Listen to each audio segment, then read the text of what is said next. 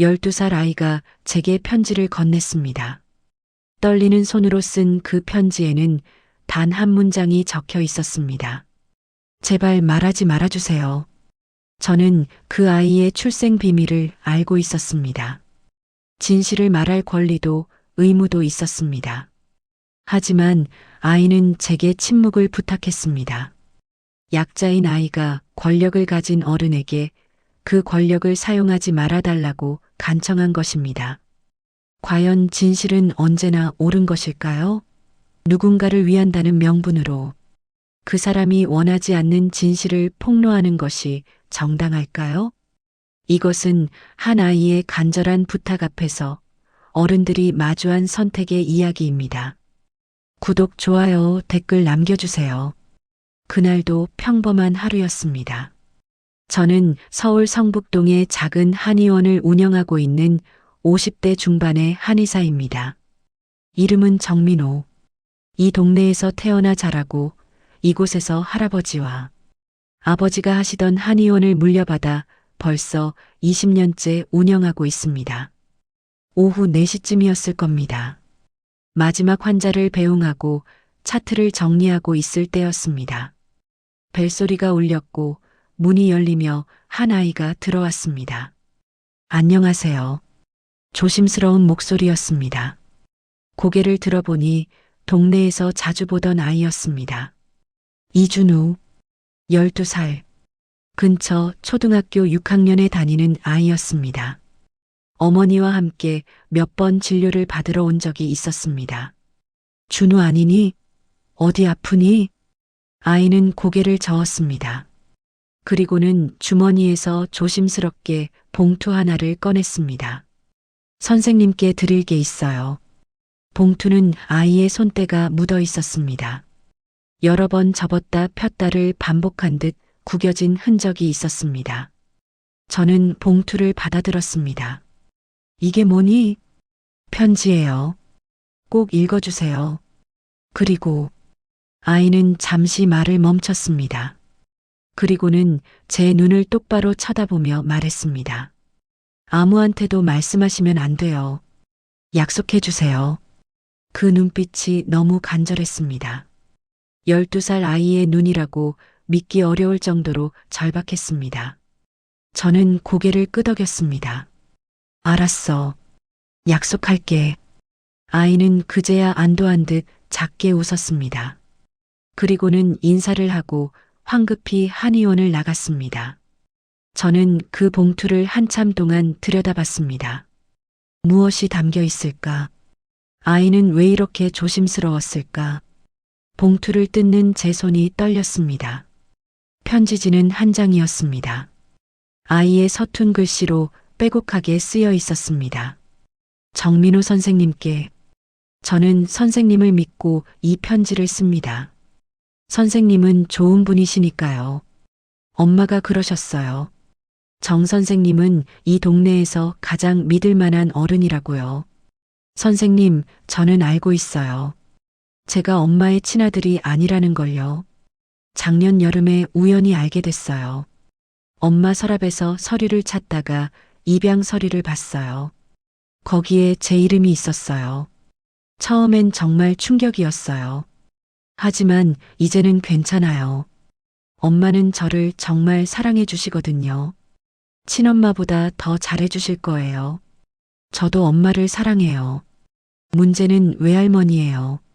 외할머니는 제가 입양된 아이라는 걸 모르세요. 엄마가 말씀 안 하셨거든요.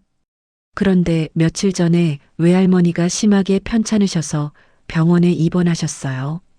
의사 선생님이 그러셨대요. 얼마 못 사실 거라고요. 그래서 엄마가 외할머니께 말씀드리려고 하세요. 제가 입양된 아이라는 걸요. 외할머니가 돌아가시기 전에 진실을 알려드려야 한다고 하세요. 근데 선생님, 저는 그게 싫어요. 외할머니는 저를 정말 예뻐해 주세요. 제가 친손주라고 믿으시고 그렇게 사랑해 주세요. 만약 제가 친손주가 아니라는 걸 아시면 외할머니가 얼마나 슬프실까요? 외할머니는 이제 얼마 못 사신대요. 그럼 그냥 모르시는 게 낫지 않을까요? 행복하게 가시는 게 낫지 않을까요? 근데 엄마는 제 말을 안 들으세요. 진실을 말씀드려야 한다고만 하세요. 외할머니한테 거짓말을 하고 싶지 않다고 하세요. 선생님, 엄마가 선생님을 정말 존경하세요. 선생님 말씀이라면 들으실 거예요. 그래서 부탁드려요. 엄마한테 말씀해 주세요. 외할머니한테 말하지 말라고요. 제발이요. 저는 외할머니가 행복하게 가셨으면 좋겠어요. 진실 때문에 슬퍼하시는 거 보고 싶지 않아요. 선생님 도와주세요. 제발이요. 이준우 올림. 편지를 다 읽고 저는 한참을 멍하니 앉아 있었습니다. 이 작은 편지 속에 얼마나 많은 무게가 담겨 있는지, 12살 아이가 어떤 마음으로 이 편지를 썼을지, 그리고 무엇보다 이 아이가 제게 무엇을 요구하고 있는지, 진실을 숨기라는 것, 거짓말을 지키라는 것, 약자인 아이가 어른인 저에게 권력을 사용하지 말아달라고 부탁하는 것. 저는 준우의 어머니를 알고 있었습니다. 김서연 씨, 30대 후반의 조용하고 단정한 분이었습니다. 혼자 아이를 키우며 동네 서점을 운영하고 계셨습니다. 과연 제가 이 문제에 개입해야 하는 것일까요? 하지만 아이는 이미 저를 이 이야기 안으로 끌어들였습니다. 그 간절한 눈빛으로 저는 편지를 조심스럽게 접어 서랍 깊숙한 곳에 넣었습니다. 그리고 생각했습니다. 이 선택이 앞으로 얼마나 많은 것들을 흔들게 될지 그때는 알지 못했습니다. 그날 저녁 저는 집으로 돌아와서도 계속 준우의 편지를 생각했습니다. 아내가 저녁상을 차리며 물었습니다. 오늘 무슨 일 있어요? 얼굴이 안 좋아 보이네. 아니, 그냥 좀 피곤해서. 거짓말이었습니다. 아내에게도 말할 수 없는 비밀이었습니다. 준우와의 약속이었으니까요. 저녁을 먹으면서도 텔레비전을 보면서도 준우의 얼굴이 떠올랐습니다. 그 간절한 눈빛, 떨리는 손으로 건넨 편지. 잠자리에 들었지만 잠이 오지 않았습니다. 계속해서 질문이 머릿속을 맴돌았습니다. 과연 진실은 언제나 말해져야 하는 것일까요? 누군가를 위한다는 명분으로 그 사람이 원하지 않는 진실을 폭로하는 것이 정당할까요? 저는 의사입니다. 환자에게 진실을 말할 의무가 있습니다. 병명을, 예후를, 치료 방법을. 하지만 때로는 진실이 환자에게 독이 될 때도 있습니다. 말기 암 환자에게 남은 시간을 정확히 말해주는 것이 과연 옳은 일일까요? 의학에서는 이를 치료적 특권이라고 부릅니다. 의사가 환자의 이익을 위해 진실의 일부를 보류할 수 있는 권리. 하지만 이건 역시 논란의 대상입니다. 누가 환자의 이익을 판단할 수 있을까요? 의사일까요? 아니면 환자 본인일까요? 준우의 경우는 더 복잡했습니다. 진실을 듣게 될 사람은 준우의 외할머니였습니다. 하지만 그 진실의 당사자는 준우였습니다. 그리고 진실을 말하려는 사람은 준우의 어머니였습니다. 여기에는 세 사람의 이해관계가 얽혀 있었습니다. 외할머니의 알 권리, 어머니의 진실을 말할 권리, 그리고 준우의 비밀을 지킬 권리. 새벽 2시가 넘어서야 저는 겨우 잠이 들었습니다. 그리고 꿈을 꾸었습니다. 준우가 제 앞에 서서 계속 고개를 숙이며 부탁하는 꿈. 제발 말하지 말아달라고, 외할머니를 지켜달라고. 다음 날 아침 저는 결심했습니다. 준우의 어머니를 만나야겠다고, 직접 이야기를 들어봐야겠다고. 한의원에 출근하자마자 전화를 걸었습니다. 김서연 씨의 서점 번호였습니다. 여보세요. 북카페 서연입니다. 안녕하세요. 정민호 한의원입니다. 혹시 시간 되시면 한번 뵙고 싶은데요. 전화 너머로 잠시 침묵이 흘렀습니다. 준우 때문인가요? 역시 눈치가 빠른 분이었습니다. 네. 준우가 어제 저한테 편지를 주고 갔어요.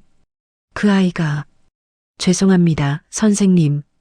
제가 곧 찾아뵙겠습니다. 1시간 뒤 김서연 씨가 한의원에 나타났습니다. 피곤해 보이는 얼굴이었습니다. 눈 밑에 다크서클이 짙게 내려앉아 있었습니다. 앉으세요. 차 한 잔 드릴게요. 저는 녹차를 우려 건넸습니다. 김서연 씨는 찻잔을 두 손으로 감싸 쥐고 한참을 말없이 앉아 있었습니다. 준우가 뭐라고 쓰던가요? 읽어보시겠어요? 저는 서랍에서 편지를 꺼내 건넸습니다. 김서연 씨는 편지를 읽으며 눈물을 글썽였습니다. 이 아이가 이런 마음을 가지고 있었네요. 준우 이야기가 사실인가요? 어머님께서 입양 사실을 모르신다는 게요? 김서연 씨는 고개를 끄덕였습니다. 네. 제 어머니는 모르세요. 말씀드릴 기회가 없었어요. 아니, 솔직히 말하면 용기가 없었어요.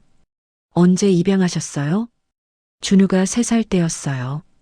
저는 그때 30이었고요. 결혼은 하지 않았어요. 혼자 아이를 키우고 싶었어요. 입양 기관을 통해 준우를 만났고 첫눈에 반했어요. 이 아이다 싶었어요. 김서연 씨의 목소리가 떨렸습니다. 준우는 정말 좋은 아이예요.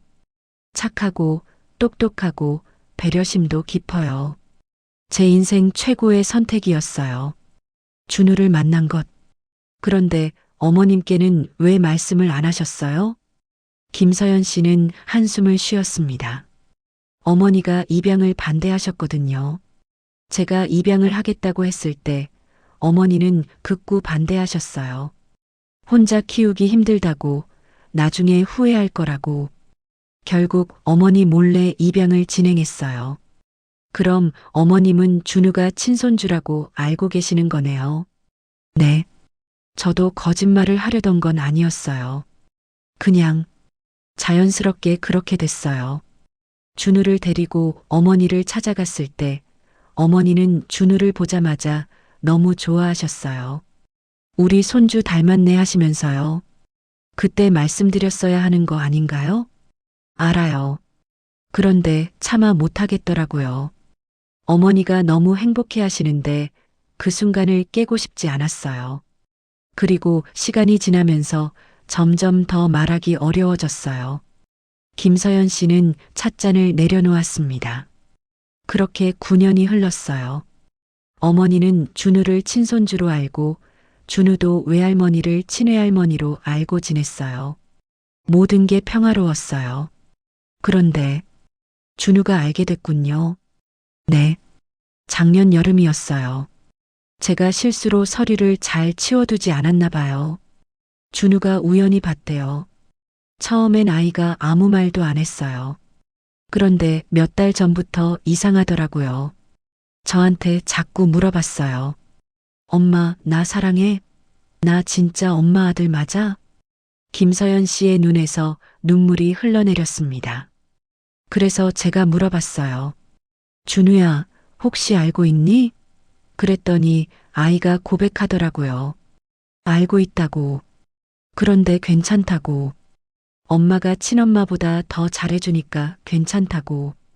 저는 티슈를 건넸습니다. 김서연 씨는 눈물을 닦으며 말을 이었습니다. 그리고 얼마 전에 어머니가 쓰러지셨어요. 췌장암 말기였어요. 의사 선생님이 그러시더라고요. 길어야 몇 개월이라고. 그래서 어머님께 말씀드리려고 하시는 거군요. 네. 어머니가 돌아가시기 전에 진실을 알려드려야 한다고 생각했어요. 그게 도리라고 생각했어요.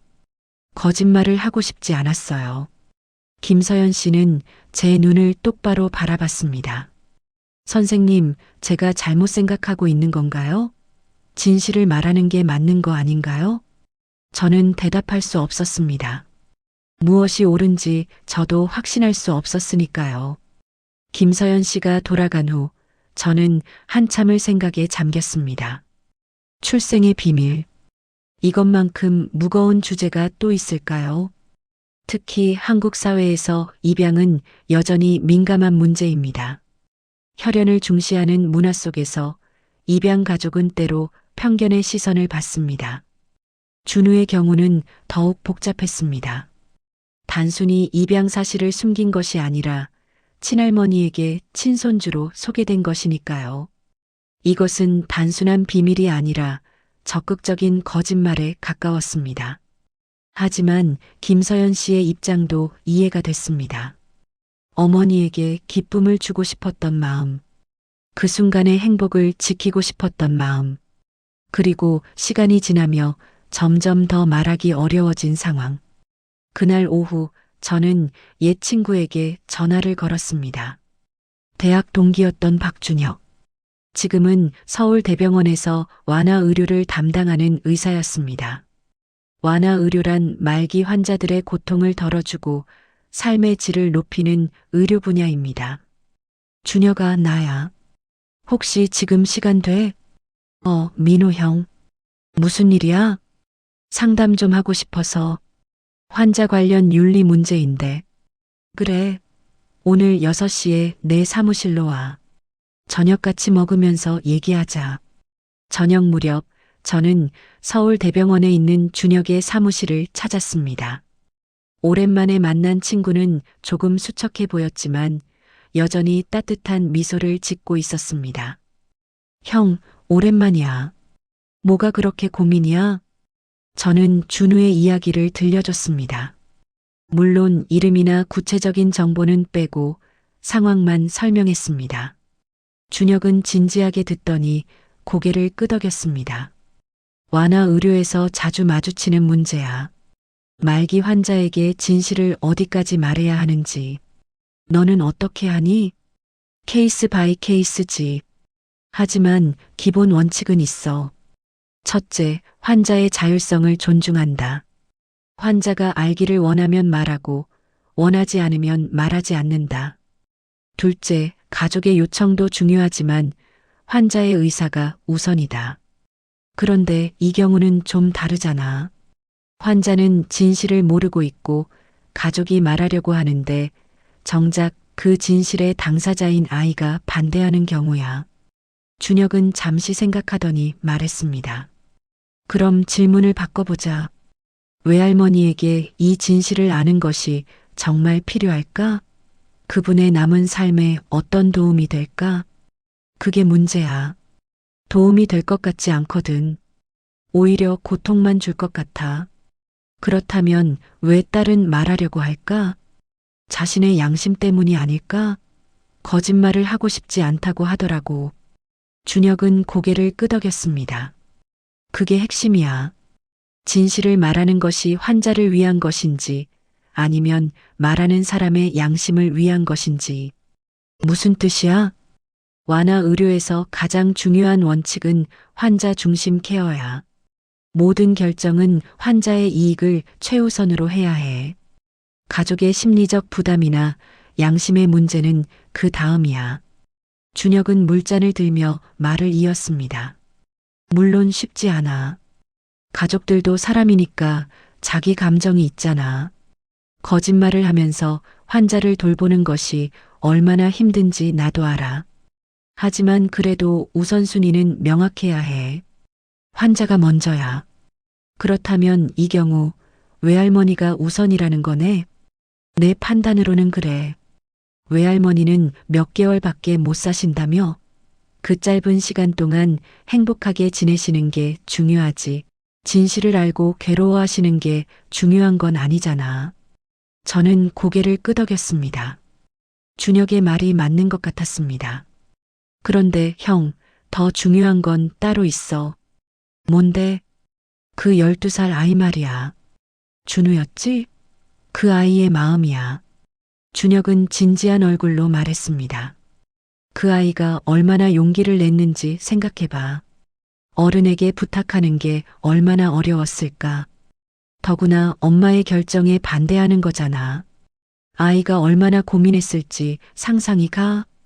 그러게. 그리고 그 아이의 요청이 뭐야? 자기를 위한 게 아니라 외할머니를 위한 거잖아. 외할머니가 행복하게 가셨으면 좋겠다는 거. 이건 정말 성숙한 생각이야. 준혁의 말에 저는 깊이 공감했습니다. 준우는 정말 대단한 아이였습니다. 그럼 내가 어떻게 해야 할까? 일단 엄마와 깊이 대화해봐.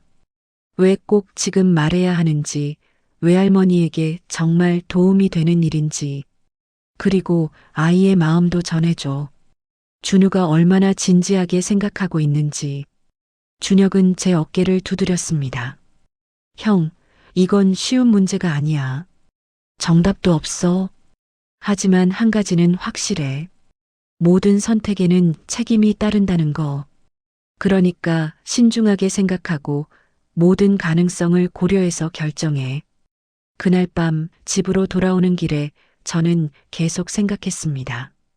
준혁의 말들을 곱씹으며 환자 중심, 외할머니의 행복, 준우의 용기, 김서연 씨의 양심, 이 모든 것을 어떻게 조화시킬 수 있을까?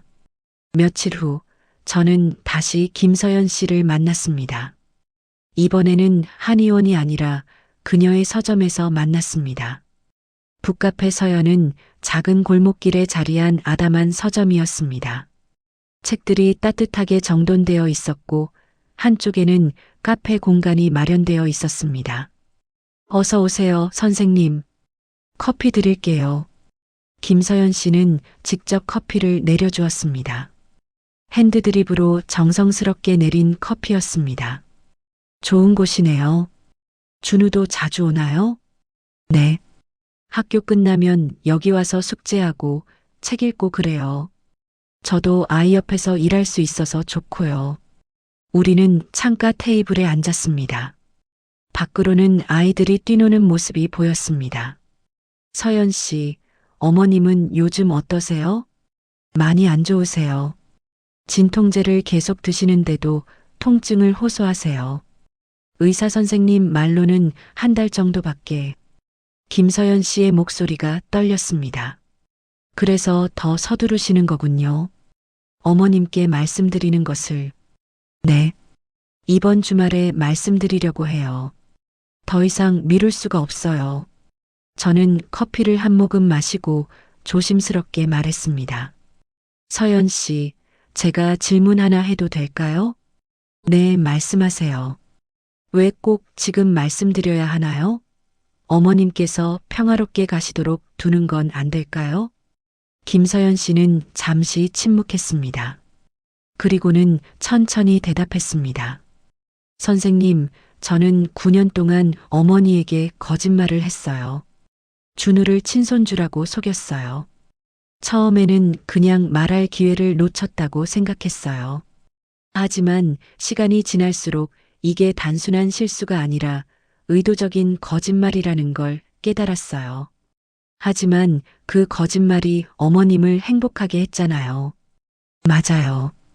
어머니는 정말 행복해 하셨어요. 준우를 보실 때마다 얼마나 기뻐하셨는지 몰라요. 그런데 그게 제게는 더 큰 죄책감이었어요. 김서연 씨는 창밖을 바라봤습니다. 어머니가 준우한테 말씀하시는 거 아세요? 너는 우리 집안대를 이을 소중한 손주다. 우리 핏줄이다. 그럴 때마다 제 가슴이 찢어지는 것 같았어요. 그건 서연 씨의 죄책감이잖아요. 어머님의 행복과는 별개 아닌가요? 김서연 씨는 고개를 저었습니다. 아니에요, 선생님. 이건 제 죄책감의 문제만이 아니에요. 이건 어머니의 권리 문제예요. 권리요? 네. 어머니는 진실을 알 권리가 있어요. 자신의 손주가 누구인지, 자신의 딸이 무슨 선택을 했는지, 그걸 알고 판단할 권리가 있어요. 김서연 씨는 제 눈을 똑바로 바라봤습니다. 만약 어머니가 진실을 알고 나서 화를 내시더라도, 실망하시더라도, 그건 어머니의 권리예요. 어머니는 그럴 자격이 있어요. 그런데 제가 그 권리를 박탈한 거예요. 9년 동안이나. 저는 할 말을 잃었습니다. 김서연 씨의 논리에는 나름의 일리가 있었습니다. 하지만 서연 씨, 준우는 어떻고요? 아이도 자기 의견을 말할 권리가 있지 않나요? 알아요. 그래서 더 괴로워요. 김서연 씨의 눈에 눈물이 맺혔습니다. 준우의 편지를 읽었을 때 정말 놀랐어요. 우리 아이가 이렇게까지 깊이 생각하고 있었다니. 외할머니를 걱정하는 마음이 이렇게 컸다니. 그렇다면, 하지만 선생님, 준우는 아직 어려요. 12살이에요. 이런 중요한 결정을 아이에게 맡길 수는 없어요. 왜 맡길 수 없죠? 왜냐하면 준우는 결과를 다 이해하지 못하니까요. 어머니께 진실을 말하지 않으면 어떤 일이 벌어질지 아이는 상상하지 못해요. 어떤 일이 벌어지는데요? 김서연 씨는 깊게 한숨을 쉬었습니다. 만약 어머니가 진실을 모르고 돌아가시면 나중에 다른 친척들이 알게 될 때 더 큰 문제가 생겨요. 왜 우리한테 말 안 했냐? 우리를 속였냐? 이렇게 나올 거예요. 그럼 준우가 더 힘들어져요. 친척들이 준우를 받아들이지 않을까봐 걱정하시는 건가요? 그것도 있지만 더 큰 건 준우 자신의 정체성 문제예요. 준우는 자라면서 자기가 누군지에 대해 더 깊이 고민하게 될 거예요. 입양된 아이로서의 정체성, 가족 안에서의 위치. 그때 어른들이 거짓말로 모든 걸 덮어뒀다는 걸 알면 준우는 어떻게 느낄까요? 저는 잠시 생각했습니다. 김서연 씨의 말에도 일리가 있었습니다. 그리고 선생님, 가장 중요한 건 이거예요. 김서연 씨는 테이블에 놓인 손을 꼭 쥐었습니다. 저는 준우에게 정직한 엄마이고 싶어요. 거짓말로 아이를 보호하는 엄마가 아니라 진실로 아이와 마주하는 엄마이고 싶어요. 그게 제가 준우에게 줄 수 있는 가장 중요한 가치라고 생각해요. 저는 김서연 씨의 말을 곱씹었습니다. 그녀의 입장도 준우의 입장도 모두 이해가 됐습니다. 그래서 더 어려웠습니다. 서연 씨, 제가 한 가지 제안을 해도 될까요? 말씀하세요. 일단 준우와 깊이 대화해 보시는 게 어떨까요? 서연 씨의 생각을 왜 어머님께 말씀드려야 하는지를 아이에게 설명해 주세요. 그리고 아이의 의견도 다시 들어보세요. 김서연 씨는 고개를 끄덕였습니다. 그래야겠죠. 준우와 제대로 얘기를 나눠본 적이 없었어요. 제 생각만 밀어붙였네요. 그리고 하나 더 제가 자리를 마련해 볼게요. 우리 동네 어르신들과 함께 이야기를 나눠보는 자리요.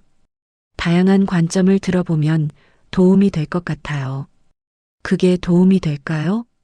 모르죠. 하지만 이렇게 중요한 결정을 혼자 하는 것보다는 나을 것 같아요. 여러 사람의 지혜를 모아보는 거죠. 김서연 씨는 잠시 생각하더니 고개를 끄덕였습니다. 좋아요. 그렇게 해보죠. 그날 저녁 저는 준우를 만났습니다. 학교가 끝난 후 한의원으로 오라고 했더니 정말 왔습니다. 선생님, 안녕하세요. 그래, 준우야. 앉아. 주스 마실래? 저는 냉장고에서 오렌지 주스를 꺼내 준우에게 건넸습니다. 준우는 조심스럽게 주스를 받아들었습니다. 엄마한테 말씀하셨어요? 응. 너희 엄마 만났어. 그래서요? 엄마가 뭐라고 하셨어요? 준우의 눈에 기대와 불안이 동시에 어려 있었습니다. 준우야, 너희 엄마도 많이 고민하고 계시더라. 이게 쉬운 문제가 아니잖아. 저도 알아요. 근데 선생님, 제 생각은 변하지 않았어요. 준우는 주스를 한 모금 마시고 말했습니다. 저는 외할머니한테 말씀하시지 않았으면 좋겠어요. 외할머니는 지금 너무 힘드세요. 아프시고, 약 드시고, 매일 병원 가시고. 그런데 거기에 이런 얘기까지 들으시면 얼마나 힘드실까요? 내 마음은 알겠어. 그런데 준우야, 너희 엄마 입장도 생각해봤니? 엄마요? 응. 너희 엄마는 9년 동안 외할머니께 거짓말을 한 거잖아.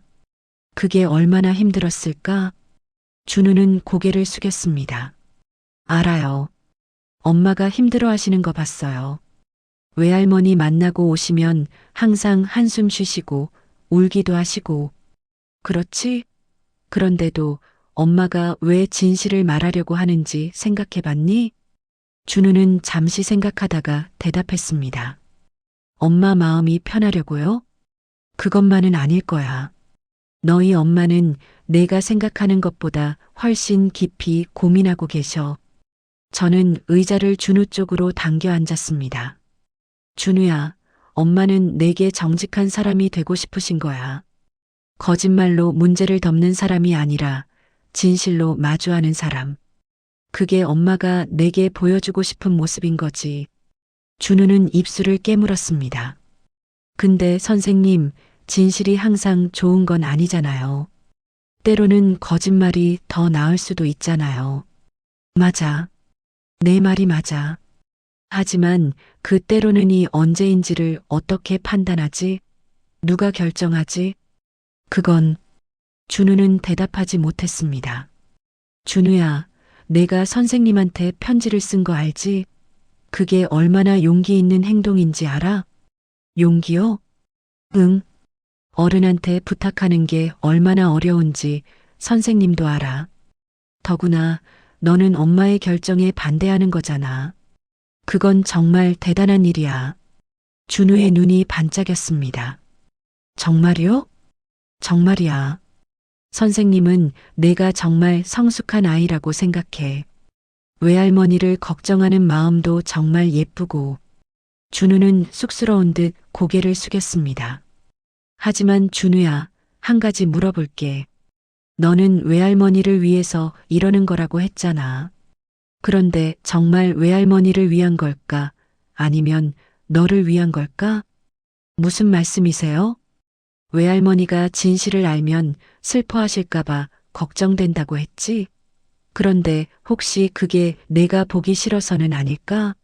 외할머니가 슬퍼하시는 모습을 혹시 외할머니가 너를 다르게 대하실까봐 두려운 건 아닐까? 준우는 깜짝 놀란 표정을 지었습니다. 저는 그런 거 아니에요. 정말 솔직하게 생각해봐. 외할머니가 내가 입양된 아이라는 걸 아시면 혹시 너를 덜 사랑하실까봐 무섭지 않니? 준우의 눈에서 눈물이 흘러내렸습니다. 무서워요. 정말 무서워요. 준우는 울기 시작했습니다. 참았던 감정이 터져 나오는 것 같았습니다. 외할머니가 저를 사랑하시는 건 제가 친손주라고 생각하시기 때문일 거예요. 만약 아니라는 걸 아시면, 만약 제가 외할머니의 진짜 핏줄이 아니라는 걸 아시면, 저를 똑같이 사랑해 주실까요? 저는 준우의 어깨를 감싸 안았습니다. 준우야, 괜찮아. 그렇게 느끼는 게 당연해. 내가 잘못한 거 아니야. 한참을 울던 준우가 고개를 들었습니다. 선생님, 저는 나쁜 아이예요. 외할머니를 위한다고 했지만 사실은 저를 위한 거였어요. 아니야, 준우야. 너는 나쁜 아이가 아니야. 너는 정직한 아이야. 내 마음을 솔직하게 인정할 수 있는 아이야. 저는 티슈를 건네며 말했습니다. 준우야, 사람은 완전히 이타적일 수 없어. 남을 위한다고 할 때도 내 마음 어딘가에는 나를 위한 부분이 있어. 그게 나쁜 게 아니야. 그게 인간이야. 그럼 저는 어떻게 해야 해요? 일단 엄마한테 내 진짜 마음을 말해봐. 외할머니가 진실을 알면 너를 덜 사랑하실까봐 두렵다고. 그게 솔직한 내 마음이라고. 준우는 고개를 끄덕였습니다. 그리고 준우야, 한 가지만 기억해. 진짜 사랑은 조건이 없어. 외할머니가 너를 사랑하시는 건 내가 친손주여서가 아니야. 내가 너여서야. 내가 착하고 예쁘고 사랑스러운 준우여서야. 정말이요? 정말이야. 선생님이 장담해. 준우는 눈물을 닦으며 작게 웃었습니다. 그날 밤 저는 일기를 썼습니다. 오랜만에 일기를 쓰는 것이었습니다. 오늘 준우를 만났다. 12살 아이가 보여준 용기에 대해 생각한다. 약자가 권력을 가진 자에게 그 권력을 사용하지 말아달라고 부탁하는 것. 이것이 얼마나 어려운 일인가. 우리 사회에서 아이들은 항상 약자다. 어른들의 결정을 따라야 하고 어른들의 판단을 신뢰해야 한다. 하지만 준우는 달랐다. 준우는 자신의 목소리를 냈다. 비록 그 목소리가 두려움에서 나온 것일지라도 그것은 용기였다. 나는 이 아이에게 무엇을 해줄 수 있을까? 어떻게 하면 이 아이의 목소리가 들릴 수 있을까? 며칠 후 김서연 씨에게서 전화가 왔습니다. 선생님, 준우와 이야기를 나눴어요. 어땠어요? 아이가 솔직하게 말하더라고요. 외할머니가 자기를 덜 사랑하실까봐 무섭다고. 그래서 제가 말했어요. 외할머니의 사랑은 그런 게 아니라고. 준우가 뭐라고 하던가요? 울었어요. 한참을. 그리고 저한테 물어봤어요. 엄마는 왜 나를 입양했냐고. 친엄마가 나를 버렸는데 왜 엄마는 나를 데려갔냐고. 전화 너머로 김서연 씨의 목소리가 떨렸습니다. 그래서 제가 말해줬어요. 엄마가 널 선택한 건 내가 특별해서라고. 엄마에게 운명처럼 다가온 아이라고. 그리고 지난 9년이 엄마 인생 최고의 시간이었다고. 준우가 이해했나요? 네. 아이가 그러더라고요. 자기도 엄마를 만난 게 가장 행복한 일이라고. 엄마를 사랑한다고. 저는 안도의 한숨을 쉬었습니다. 그래서 어머님께는 어떻게 하기로 했어요? 그게 아직 결정을 못했어요. 준우와 이야기하면서 더 복잡해진 것 같아요. 어떤 면에서요?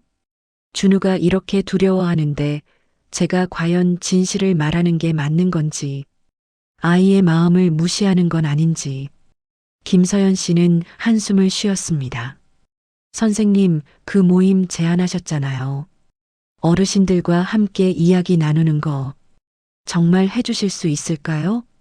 물론이죠. 제가 준비할게요. 이번 주말 어떠세요? 좋아요. 부탁드립니다. 저는 전화를 끊고 곧바로 준비에 들어갔습니다.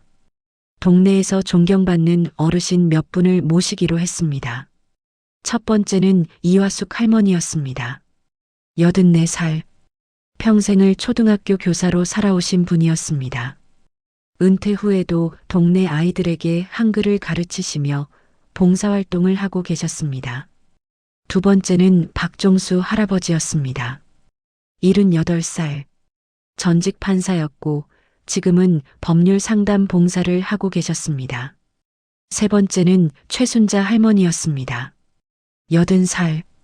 간호사로 평생을 일하셨고 특히 호스피스 병동에서 오래 근무하셨습니다.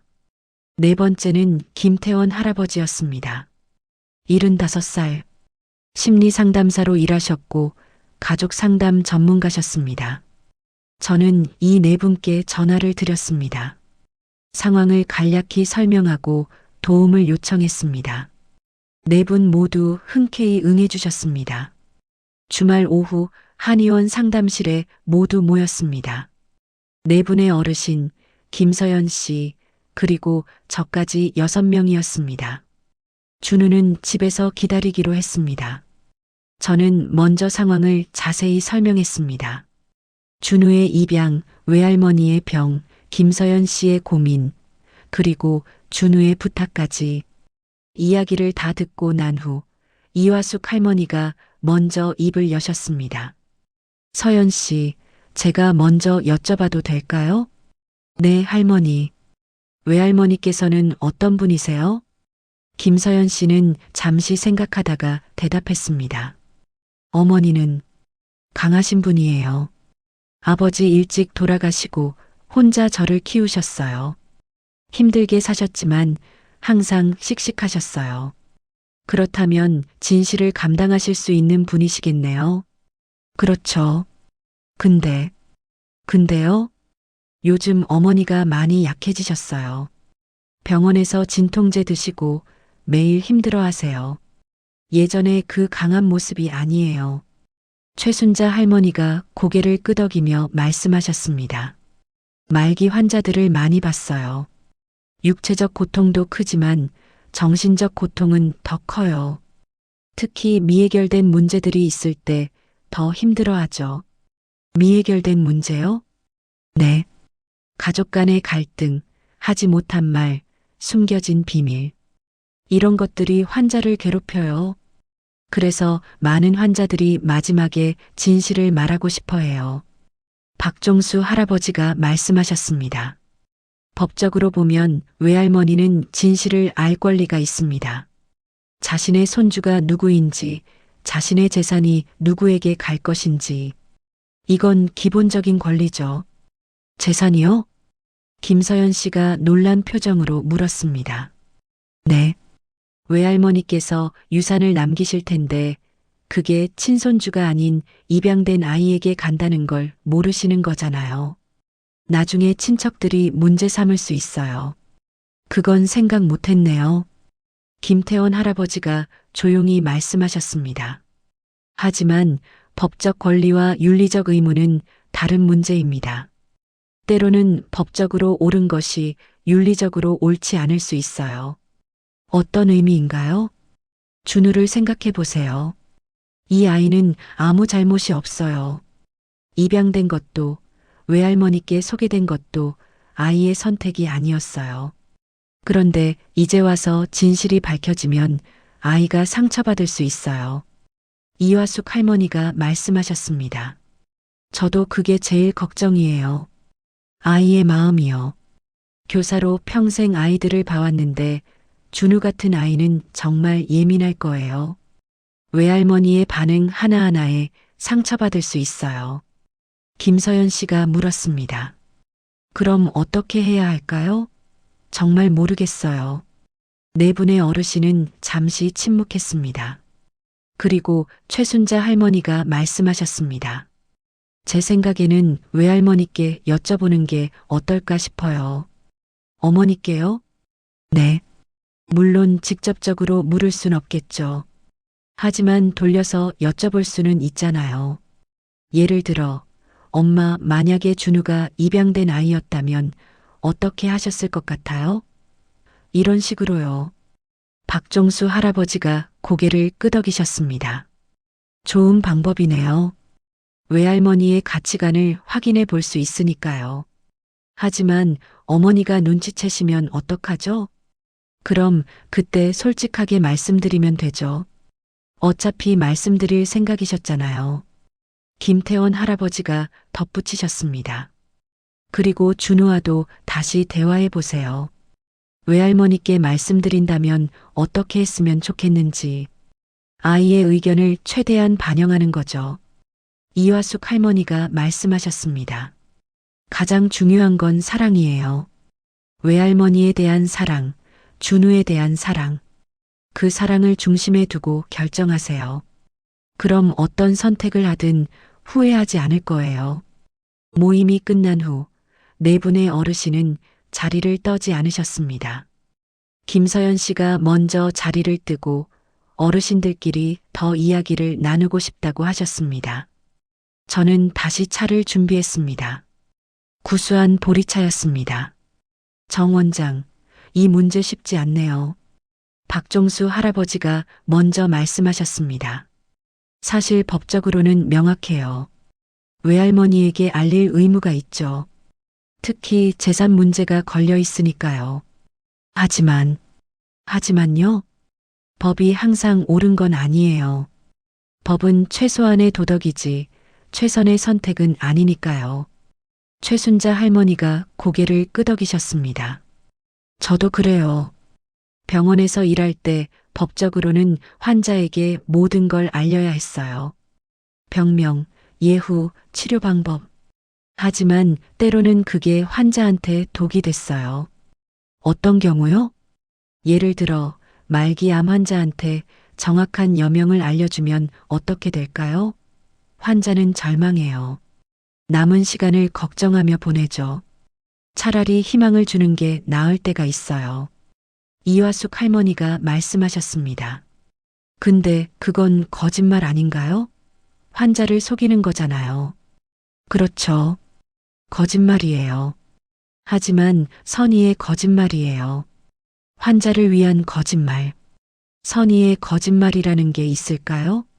네 분의 어르신은 잠시 침묵했습니다.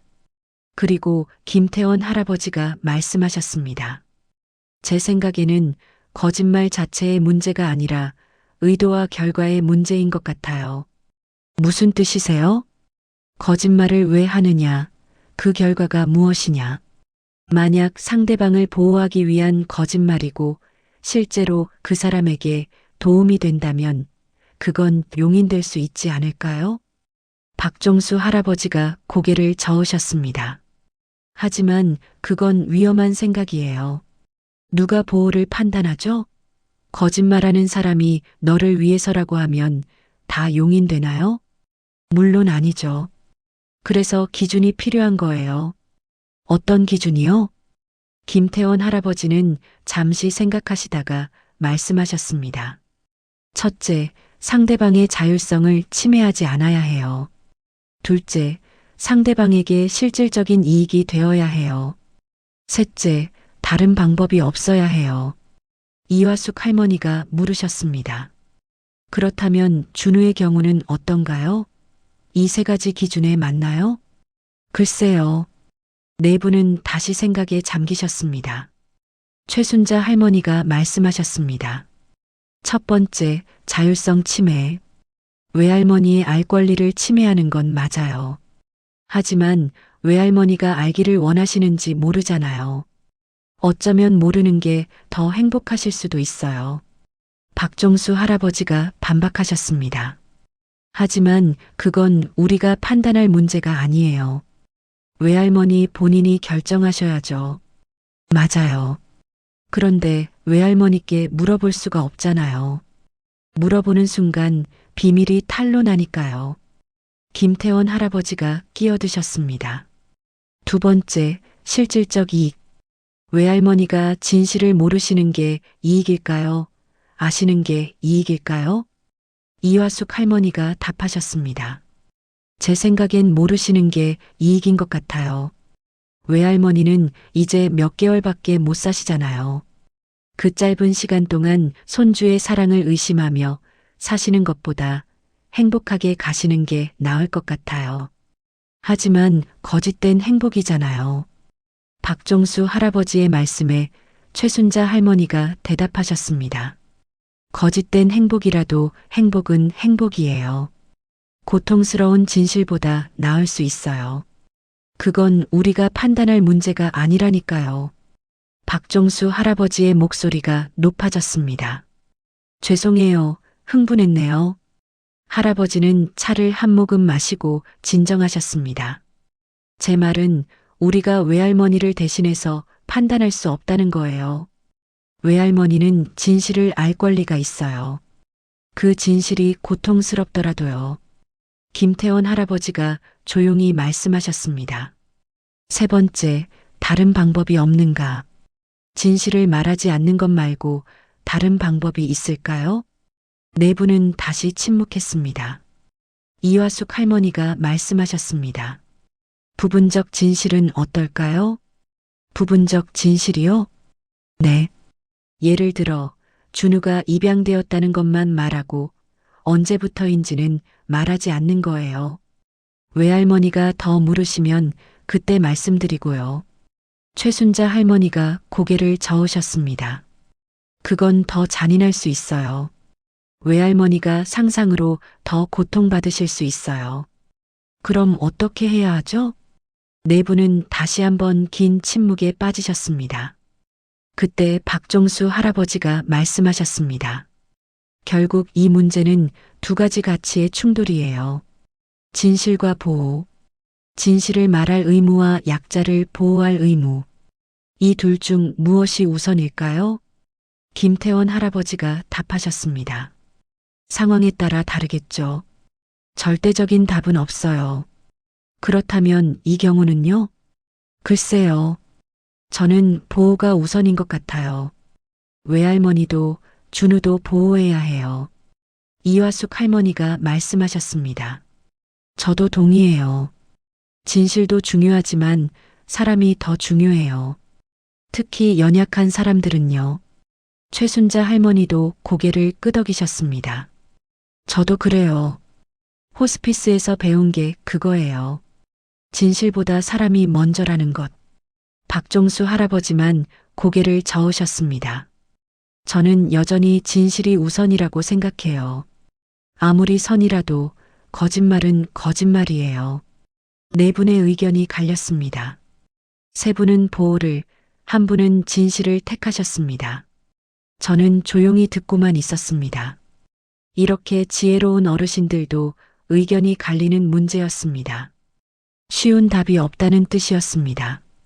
모임이 끝나고 며칠 후 김서연 씨에게서 다시 연락이 왔습니다.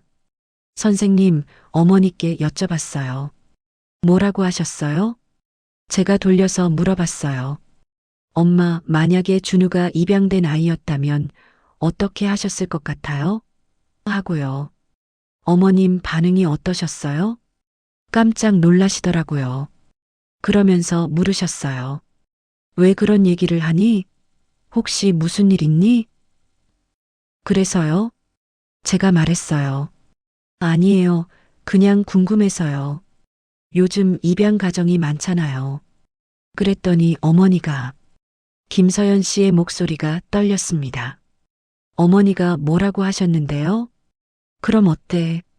입양이든 친자식이든 사랑으로 키우면 다 내 자식이지. 그러시더라고요.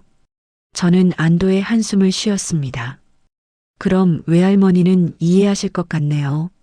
그런데 선생님, 어머니가 이어서 하신 말씀이 뭐라고 하셨는데요? 근데 서연아, 너는 나한테 숨기는 거 없지? 준우는 우리 친손주 맞지? 그러시는 거예요. 저는 대답을 못했어요. 그냥 당연하죠. 엄마하고 넘어갔는데 어머니 표정이 이상하셨어요. 뭔가 눈치채신 것 같았어요. 그래서 어떻게 하실 거예요? 모르겠어요. 정말 모르겠어요.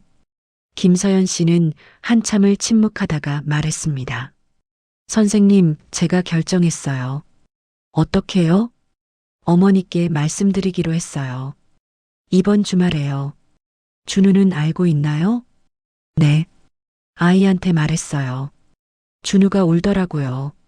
제발 하지 말라고. 하지만 제 결정은 변하지 않았어요. 왜요?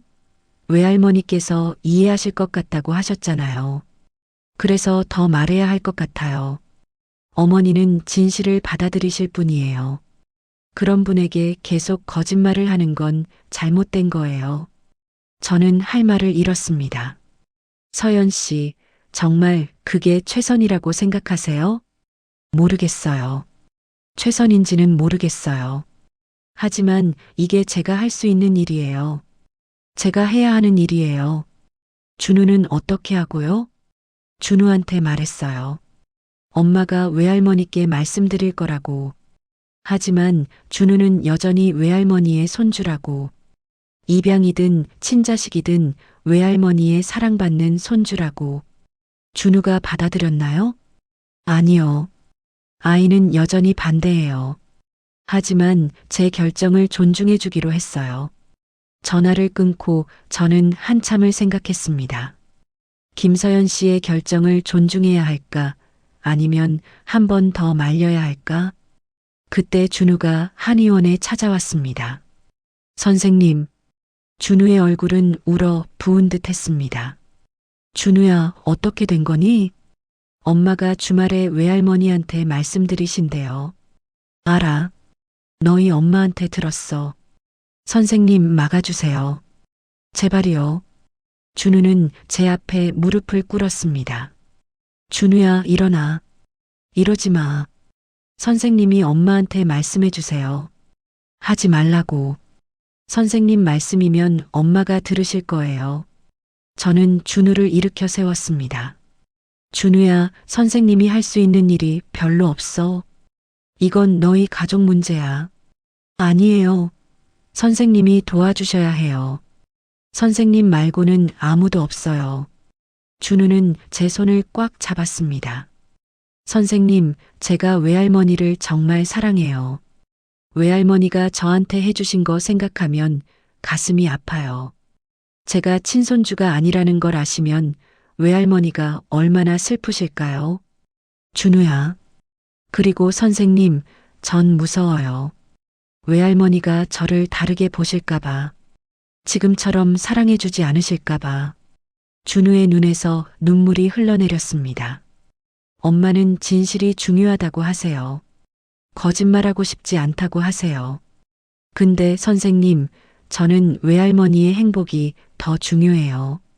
진실보다 사람이 더 중요한 거 아니에요? 저는 준우의 어깨를 감싸 안았습니다. 12살 아이가 이렇게 깊이 생각하고 있다니. 이렇게 간절하게 호소하다니. 준우야, 선생님이 너희 엄마랑 다시 얘기해 볼게. 약속은 못하지만 최선을 다해 볼게. 정말요? 응. 하지만 준우야, 한 가지만 기억해. 어떤 결과가 나오든 외할머니는 너를 사랑하셔. 그건 변하지 않아. 정말요? 정말이야. 선생님이 장담해. 준우는 고개를 끄덕이며 눈물을 닦았습니다. 그날 저녁 저는 다시 김서연 씨에게 전화를 걸었습니다. 서연 씨, 준우가 오늘 저한테 왔어요. 알아요. 아이가 선생님한테 간다고 하더라고요. 준우가 정말 힘들어해요. 제발 한 번만 더 생각해 보세요. 선생님, 저도 힘들어요. 정말 힘들어요. 김서연 씨의 목소리가 떨렸습니다. 하지만 이게 맞는 일이에요. 어머니께 진실을 말씀드리는 게, 그게 제 도리예요. 도리보다 중요한 게 있지 않을까요? 아이의 마음, 어머님의 행복. 선생님, 그것도 중요해요. 정말 중요해요. 하지만 거짓말 위에 세워진 행복은 언젠가 무너져요. 저는 그걸 원하지 않아요. 하지만 외할머니는 이제 몇 개월밖에 안 남으셨잖아요. 그 짧은 시간 동안만이라도. 선생님, 김서연 씨가 제 말을 끊었습니다. 저는 제 어머니를 너무 잘 알아요. 어머니는 진실을 받아들이실 분이에요. 그리고 준우를 여전히 사랑하실 거예요. 저는 그걸 믿어요. 만약 아니라면요? 그럼 제가 책임질게요. 제 선택이니까요. 저는 더 이상 할 말이 없었습니다. 주말이 다가왔습니다. 김서연 씨는 토요일 오후에 어머니 병실을 방문하기로 했습니다. 저는 초조하게 그 시간을 기다렸습니다. 한의원에서 일을 하면서도 계속 시계를 보았습니다. 오후 2시, 3시, 4시, 5시쯤 김서연 씨에게서 전화가 왔습니다.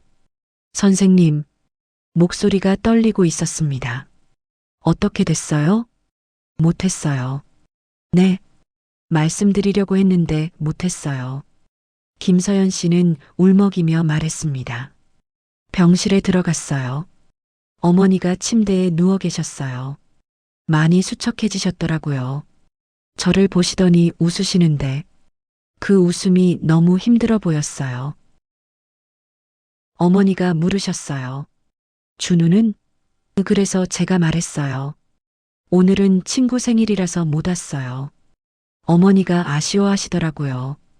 우리 손주 보고 싶은데. 김서연 씨의 목소리가 더욱 떨렸습니다. 그 순간 깨달았어요. 어머니한테 준우는 그냥 손주가 아니라 희망이라는 걸. 어머니가 힘들 때마다 준우 생각하시면서 버티신다는 걸. 그래서 못하신 거군요. 네. 차마 못하겠더라고요. 어머니의 그 희망을 빼앗을 수가 없었어요. 저는 안도의 한숨을 쉬었습니다. 잘하셨어요, 서연 씨. 잘한 걸까요? 정말요? 네. 잘하신 거예요. 하지만 저는 여전히 어머니께 거짓말을 하고 있어요. 이게 맞는 건가요? 서연 씨, 때로는 침묵도 선택이에요. 말하지 않는 것도 하나의 결정이에요. 하지만 어머님께서 평화롭게 가시는 것, 그게 지금 가장 중요한 거 아닐까요? 김서연 씨는 한참 동안 침묵했습니다. 선생님, 제가 준우한테 뭐라고 말해야 할까요? 진실을 말해주세요. 어머님께 말씀드리지 않기로 했다고. 준우의 부탁을 들어주기로 했다고. 준우가 좋아할까요? 물론이죠. 아이가 얼마나 기뻐할지 몰라요. 그럼 제가 지금 준우한테 전화할게요. 고맙습니다, 선생님. 전화를 끊고 저는 창밖을 바라봤습니다. 해가 지고 있었습니다. 아름다운 석양이었습니다. 그날 저녁 준우가 한의원으로 달려왔습니다. 선생님, 선생님. 준우는 숨을 헐떡이며 소리쳤습니다. 엄마가 말씀 안 하시기로 하셨대요. 정말이에요. 준우는 저를 꽉 안았습니다. 고맙습니다, 선생님. 정말 고맙습니다. 천만에 준우야. 하지만 이건 선생님이 한 게 아니야. 너희 엄마가 결정하신 거야. 그래도 선생님이 도와주신 거잖아요. 선생님이 엄마한테 말씀해 주셨잖아요. 준우는 환하게 웃었습니다. 그 웃음을 보니 저도 덩달아 기분이 좋아졌습니다. 준우야, 이제 너는 뭘 할 거니? 외할머니 자주 찾아뵐 거예요. 그리고 더 잘해드릴 거예요. 남은 시간 동안 외할머니가 정말 행복하시도록요. 좋은 생각이야. 그리고 선생님, 저 이제 알았어요. 뭘 알았는데? 진실이 항상 좋은 건 아니라는 거요. 때로는 침묵이 더 나은 선택일 수 있다는 거요. 저는 준우의 머리를 쓰다듬었습니다. 준우야, 그건 맞는 말이야. 하지만 한 가지만 기억해. 침묵을 선택할 때는 신중해야 해. 그게 정말로 상대방을 위한 건지 아니면 나를 위한 건지 잘 생각해야 해. 알겠어요, 선생님. 준우는 고개를 끄덕이며 웃었습니다. 그날 밤 저는 다시 일기를 썼습니다. 계속. 오전 804. 오늘 김서연 씨가 결정을 바꿨다. 어머니께 진실을 말하지 않기로. 이것이 옳은 선택이었을까? 나는 모르겠다. 무엇이 정답인지. 하지만 한 가지는 확실하다. 김서연 씨는 사랑으로 결정했다. 어머니에 대한 사랑, 준우에 대한 사랑. 사랑으로 한 선택은 설령 잘못되었다 해도 후회가 적을 것이다. 그것이 내가 믿는 것이다. 일주일 후, 저는 우연히 준우를 거리에서 만났습니다. 준우는 꽃다발을 들고 있었습니다. 준우야, 어디 가니? 아, 선생님, 병원 가요. 외할머니 뵈러요. 그 꽃은? 외할머니 드릴 거예요. 외할머니가 장미 좋아하신대요. 준우는 환하게 웃었습니다. 지난번보다 훨씬 밝은 얼굴이었습니다. 요즘 자주 찾아뵈니? 네, 매일 가요. 학교 끝나면 바로 병원 가서 외할머니랑 얘기하고 책도 읽어드리고 그래요. 외할머니가 좋아하시겠다. 네, 외할머니가 정말 좋아하세요. 제가 오면 얼굴이 확 밝아지세요. 준우는 꽃다발을 조심스럽게 안았습니다. 선생님, 제가 외할머니한테 물어봤어요. 뭘? 외할머니한테 제가 물어봤어요. 외할머니, 저 많이 사랑하세요? 그랬더니 외할머니가 뭐라고 하셨는지 아세요? 뭐라고 하셨는데? 준우야, 너는 할머니 인생의 가장 큰 기쁨이야. 너를 보면 할머니는 세상에서 제일 행복해. 이러시는 거예요. 준우의 눈이 반짝였습니다. 그래서 제가 또 물어봤어요. 그럼 제가 외할머니의 친손주가 아니어도 사랑하세요? 그랬더니 뭐라고 하셨어? 외할머니가 웃으시면서 말씀하셨어요. 준우야, 사랑은 피로 하는 게 아니야. 마음으로 하는 거지.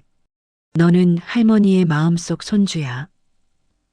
저는 가슴이 뭉클했습니다. 그럼 외할머니께서 눈치채신 건가? 아니요. 그냥 제 질문에 대답하신 거예요. 근데 그 말씀을 들으니까 마음이 편해졌어요. 어떻게? 외할머니의 사랑은 조건이 없구나. 그걸 깨달았어요. 제가 친손주든 아니든 외할머니는 저를 사랑하신다는 거요. 준우는 환하게 웃었습니다. 선생님, 그래서 이제는 안 무서워요. 외할머니가 진실을 아셔도 괜찮을 것 같아요. 정말? 네. 물론 여전히 말씀드리지 않는 게 나을 것 같긴 해요. 외할머니를 힘들게 할 필요는 없으니까요. 하지만 만약에 외할머니가 아시게 되더라도 이제는 괜찮을 것 같아요. 저는 준우의 어깨를 두드렸습니다. 준우야, 너 정말 많이 컸구나. 헤헤, 그런가요? 응. 선생님이 보기에 너는 정말 성숙한 아이야. 준우는 쑥스러운 듯 웃었습니다. 그럼 저 병원 가볼게요.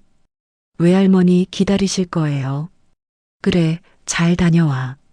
준우가 떠난 후 저는 한참을 서서 생각했습니다. 준우의 변화에 대해. 처음 준우가 편지를 가져왔을 때 그 아이는 두려움에 떨고 있었습니다. 외할머니가 진실을 알까봐, 외할머니의 사랑을 잃을까봐. 하지만 지금 준우는 달랐습니다. 여전히 외할머니께 진실을 말하지 않는 게 낫다고 생각하지만 그 이유가 바뀌었습니다. 자신의 두려움 때문이 아니라 외할머니의 평화를 위해서, 그리고 무엇보다 준우는 이제 외할머니의 사랑을 믿었습니다. 조건 없는 사랑을. 한 달이 지났습니다. 김서연 씨의 어머니 상태는 점점 악화되었습니다. 어느 날 저녁 김서연 씨에게서 급한 전화가 왔습니다. 선생님, 어머니가 위독하세요. 의사 선생님이 오늘 밤이 고비래요. 지금 병원이세요? 네. 선생님, 혹시 시간 되시면 오실 수 있으세요? 제가 너무 힘들어서. 금방 갈게요. 저는 서둘러 병원으로 향했습니다. 중환자실 앞 대기실에는 김서연 씨와 준우가 앉아 있었습니다.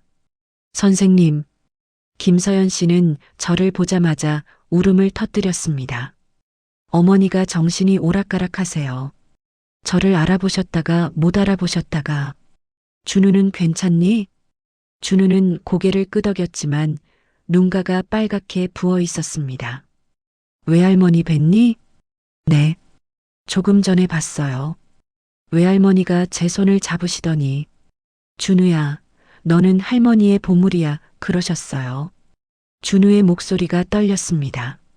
그때 간호사가 나왔습니다. 보호자분, 환자분이 깨어나셨어요. 잠깐 들어가 보세요. 김서연 씨와 준우가 서둘러 중환자실로 들어갔습니다. 저는 밖에서 기다렸습니다. 10분쯤 지났을까 김서연 씨가 나왔습니다. 얼굴이 창백했습니다. 선생님, 무슨 일이세요? 어머니가 물어보셨어요. 뭐요? 서연아, 준우 친아들 맞니? 그러시는 거예요. 저는 숨이 멎는 것 같았습니다. 뭐라고 하셨어요? 저는 대답을 못했어요. 그냥 울기만 했어요. 김서연 씨는 주저앉았습니다. 그랬더니 어머니가 웃으시면서 말씀하셨어요. 괜찮아. 엄마는 다 알아. 준우가 입양된 아이라는 거. 그러시는 거예요. 외할머니께서 알고 계셨다고요? 네. 처음부터 아셨대요. 제가 준우를 데리고 갔을 때부터요. 그럼 왜 아무 말씀도 안 하셨을까요? 어머니 말씀이. 제가 행복해 보여서 그러셨대요. 제가 준우와 함께 있을 때 정말 행복해 보여서 괜히 입양 반대했던 얘기 꺼내고 싶지 않으셨대요. 김서연 씨는 울면서 말을 이었습니다. 그리고 준우를 보는 순간 사랑에 빠지셨대요. 이 아이가 친손주든 아니든 상관없이 그냥 이 아이가 너무 예뻐서 사랑하게 되셨대요. 저는 할 말을 잃었습니다. 어머니가 제 손을 잡으시면서 말씀하셨어요. 서연아, 너는 좋은 선택을 했어. 준우는 정말 좋은 아이야. 엄마의 자랑스러운 손주야. 준우는요? 아직 안에 있어요. 외할머니랑 둘이 얘기하고 있어요. 우리는 중환자실 밖에서 기다렸습니다. 30분쯤 지나서 준우가 나왔습니다. 준우의 얼굴은 눈물범벅이었지만 이상하게도 평화로워 보였습니다. 엄마, 선생님, 외할머니가 저한테 말씀하셨어요. 뭐라고 하셨어? 외할머니가 처음부터 다 아셨대요. 제가 입양된 아이라는 거. 근데 그게 전혀 중요하지 않으셨대요. 준우는 눈물을 닦으며 말했습니다. 외할머니가 말씀하셨어요. 준우야, 너는 할머니가 선택한 손주야. 피로 연결된 게 아니라 사랑으로 연결된 손주야. 그게 더 특별한 거야. 김서연 씨는 준우를 꽉 안았습니다. 두 사람은 한참을 그렇게 안고 울었습니다. 그날 밤 외할머니는 평화롭게 돌아가셨습니다. 사랑하는 딸과 손주의 손을 잡고 외할머니의 장례식이 끝나고 일주일 후 김서연 씨가 한의원을 찾아왔습니다. 선생님, 인사드리러 왔어요. 어떻게 지내세요? 괜찮아요. 힘들지만 괜찮아요. 김서연 씨는 작은 상자를 꺼냈습니다. 이거 어머니가 남기신 거예요. 선생님께 드리라고 하셨어요. 저한테요? 상자를 열어보니 편지 한 통이 들어 있었습니다. 외할머니의 글씨였습니다. 정민호 선생님께 제 딸과 손주를 돌봐주셔서 감사합니다. 선생님께서 많은 도움을 주셨다고 들었습니다. 선생님께 한 가지 말씀드리고 싶은 것이 있습니다. 진실에 대해서입니다.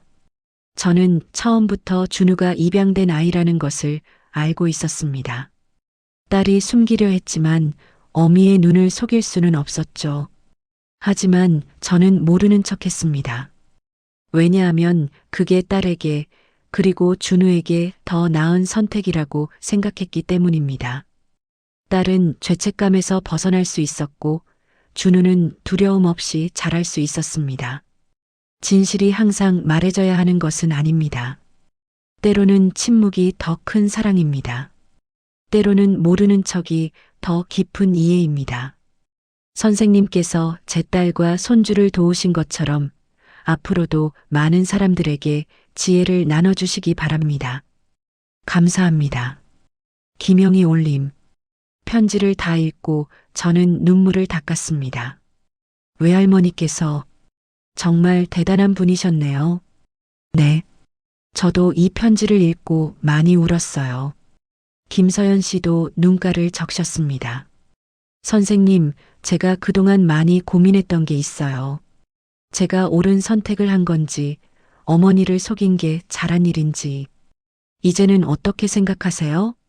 어머니 편지를 읽고 깨달았어요. 제가 어머니를 속인 게 아니라 어머니가 저를 이해해 주신 거였다는 거요. 김서연 씨는 작게 웃었습니다. 그리고 준우도 이제 많이 안정되었어요. 외할머니의 사랑을 확신하게 됐으니까요. 준우는 지금 뭐 하고 있어요? 집에서 외할머니께 드릴 편지를 쓰고 있어요. 다 못한 얘기들을 편지로 쓴다고요. 그날 오후 준우가 한의원에 왔습니다. 손에 편지 한 통을 들고 선생님, 이거 외할머니한테 드리는 편지예요. 읽어보실래요? 괜찮겠니? 네. 선생님한테 보여드리고 싶어요. 저는 편지를 펼쳐 읽었습니다. 사랑하는 외할머니께. 외할머니, 저 준우예요. 외할머니가 안 계신 게 아직도 믿기지 않아요. 매일 병원에 가면 외할머니가 계실 것 같아요. 외할머니, 제가 말씀드리고 싶은 게 많아요. 먼저 사랑한다고 말씀드리고 싶어요. 외할머니가 저를 사랑해 주신 만큼 저도 외할머니를 사랑해요. 아니, 어쩌면 더 사랑해요. 그리고 감사하다고 말씀드리고 싶어요. 외할머니가 저를 친손주처럼 사랑해 주셔서 감사해요. 아니, 친손주보다 더 사랑해 주셨죠. 외할머니께서 마지막에 말씀하셨잖아요. 저는 외할머니가 선택한 손주라고, 피로 연결된 게 아니라 사랑으로 연결된 손주라고. 그 말씀을 듣고 제가 얼마나 행복했는지 몰라요. 외할머니, 저는 이제 알았어요. 가족이 뭔지요. 가족은 피가 아니라 사랑으로 만들어지는 거더라고요. 그리고 외할머니와 저는 진짜 가족이에요. 외할머니, 제가 약속할게요. 엄마 잘 모실게요. 그리고 착하게 살게요. 외할머니가 자랑스러워 하실 수 있는 사람이 될게요. 외할머니, 보고 싶어요. 정말 많이 보고 싶어요. 하지만 괜찮아요. 외할머니는 제 마음속에 항상 살아계시니까요. 사랑해요, 외할머니. 손주 준우 올림. 저는 편지를 다 읽고 준우를 꼭 안아주었습니다. 준우야, 정말 잘 썼어. 외할머니께서 정말 기뻐하실 거야. 정말이요? 정말이야. 선생님이 장담해. 준우는 환하게 웃었습니다. 그로부터 몇 달이 지났습니다. 계절이 바뀌고 준우는 중학생이 되었습니다. 어느 봄날 저는 준우와 김서연 씨를 우연히 공원에서 만났습니다.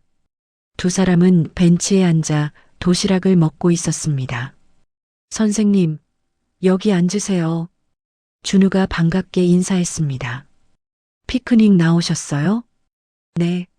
오늘 외할머니 기일이거든요. 외할머니가 좋아하시던 이 공원에 왔어요. 김서연 씨가 웃으며 말했습니다. 어머니가 여기서 준우랑 자주 산책하셨거든요. 그랬군요. 좋은 추억이네요. 네. 그리고 선생님, 저희한테 좋은 소식이 있어요. 무슨 소식인데요? 제가 입양 가정 지원 봉사를 시작했어요. 저희 같은 입양 가정들을 돕는 일이요. 제 경험을 나누고 싶어서요. 정말 좋은 일이네요. 네. 그리고 준우도 같이 도와주고 있어요. 입양된 아이들한테 자기 이야기를 들려주면서요. 준우가 자랑스럽게 말했습니다. 제가 다른 아이들한테 말해줘요. 입양이 부끄러운 게 아니라고. 오히려 특별한 거라고. 부모님이 우리를 선택했다는 게 얼마나 특별한 일인지요. 저는 뭉클했습니다. 준우야, 너 정말 멋지구나. 헤헤, 감사합니다. 다 선생님 덕분이에요. 아니야, 이건 내 힘이야. 내가 용기를 낸 거야. 그날 저녁 집으로 돌아오는 길에 저는 많은 생각을 했습니다. 준우의 이야기는 저에게 많은 것을 가르쳐 주었습니다. 첫째, 진실이 항상 말해져야 하는 것은 아니라는 것. 때로는 침묵이 더 큰 사랑일 수 있다는 것. 둘째, 약자의 목소리도 중요하다는 것. 준우는 비록 어린아이였지만 자신의 의견을 용기 있게 말했고 그 목소리는 들을 가치가 있었습니다. 셋째, 가족은 피가 아니라 사랑으로 만들어진다는 것. 외할머니와 준우는 피 한 방울 섞이지 않았지만 진정한 가족이었습니다. 넷째, 선택에는 언제나 책임이 따른다는 것. 김서연 씨는 어려운 선택을 했고 그 책임을 감당했습니다. 그리고 마지막으로 사랑으로 한 선택은 결코 후회가 없다는 것. 집에 도착해 저는 다시 일기를 썼습니다. 준우의 이야기가 끝났다. 아니, 어쩌면 새로운 시작인지도 모른다. 이 아이는 어려운 상황 속에서도 사랑을 선택했다. 외할머니를 향한 사랑, 어머니를 향한 사랑. 그리고 그 사랑은 결국 모두를 구했다. 나는 이 이야기를 통해 많은 것을 배웠다. 의사로서, 어른으로서, 그리고 한 인간으로서. 진실과 거짓 사이에서, 권력과 약자 사이에서 우리는 매일 선택을 한다. 그 선택이 사랑에서 나온다면 그것은 옳은 선택이다. 준우야, 고맙다. 내가 선생님에게 큰 가르침을 주었다. 들어주셔서 감사합니다. 감기 조심하세요.